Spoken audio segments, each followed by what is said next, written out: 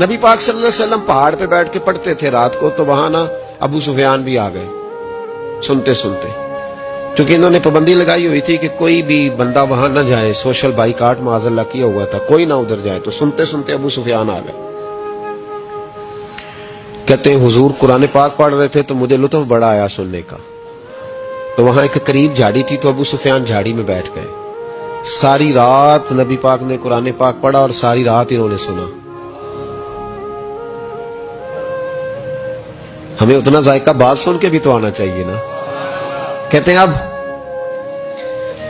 مجھے نہیں پتا تھا کہ اخنس بن شریک بھی کہیں آیا ہوا ہے، اس نے بھی وہی بھی یہ دیکھنے آیا کہ کہیں کوئی وہاں آیا ہوا تو نہیں، وہ بھی کسی کونے میں جھاڑی میں بیٹھ گیا، حضور قرآن پاک کی تلاوت فرماتے رہے، وہ ساری رات سنتا رہا۔ ادھر سے کہیں ابو جال بھی آ گیا، پتھر دل تھا، پر میرے مصطفیٰ قرآن پڑھتے تھے تو کان اس کے بھی کھڑے ہو جایا کرتے، ساری رات تلاوت سنتے رہے، تینوں پکے کافر جھاڑیوں میں بیٹھ کر تلاوت سنتے رہے۔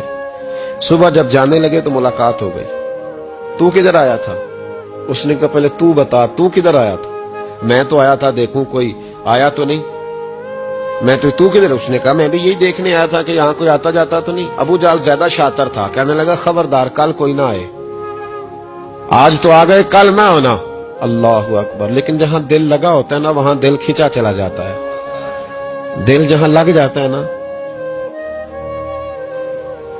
وہاں دل کھینچا چلا جاتا ہے۔ یہ دل کا بھی اپنا ایک معاملہ ہے نا۔ اب لگ گیا تھا قرآن پاک کی تلاوت سے۔ کہتے ہیں رات کو اپنی چارپائی پہ لیٹے، درد اگرچہ جان گزل ہے، میں کیا کروں میرا دل ہے، غمیش کا اگر نہ ہوتا تو غم روزگار ہوتا۔ اور وہ مزہ آتش نے کہا تھا، وہ مزہ دیا ہے تڑپ نے کہ میری آرزو ہے یا رب میرے دونوں پہلوؤں میں دل بے قرار ہوتا۔ کہتے ہیں کہ اگلی شام پھر آئی، وہی کیفیت، وہی انداز، وہی شوق، چارپائی پہ لیٹے پر کانوں میں وہ آواز رس گھولے، لیٹا نہ گیا، اٹھے پہنچے، لیکن آج جگہ بدل کے بیٹھ گئے تینوں۔ صبح ساری رات سنتے رہے محبوب کی تلاوت، صبح اٹھے تو پھر چوک میں ملاقات ہو گئی، تو کدھر آیا تھا تو کدھر؟ ابھی بات ہونے ابو جال ذرا زیادہ شاطر تھا، کہنے لگا میں تو تم دونوں کا خیال کرنے آیا تھا، کہیں تم دونوں تو نہیں آئے، یہ دیکھنے کے لیے آیا تھا۔ اللہ اکبر! 3 دن مسلسل آتے رہے اور میرے مصطفیٰ کریم کا ساری رات قرآن پاک سنتے رہے۔ اب اخنس بن شریک کہتے ہیں کہ میں پورا قریب آ گیا، میرا دل کہتا تھا کہ یہ سچے ہیں۔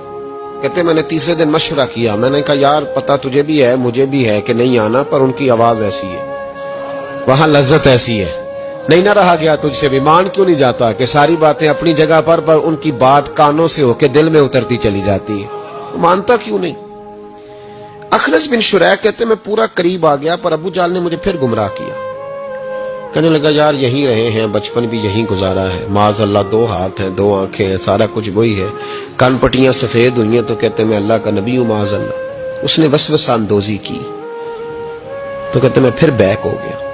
آپ کیوں نہیں اس شخص کو جانتے جو وسوسہ اندوزی کرتا ہے؟ آپ اس جگہ کیسے چلے گئے جہاں وسوسہ اندوزی ہوتی ہے؟ یاد رکھیں اس جگہ جائیں جہاں جانے سے دل صاف ہوتا ہے، جہاں جانے سے دل کا زنگ اترتا ہے، آپ کے وسوسے دور ہوں گے۔ وہاں جائیں جہاں ایمان کی، یقین کی، تیقن کی دولت بڑھتی ہے۔ کیوں وہاں جاتے ہو جو بیک کر دیتا ہے؟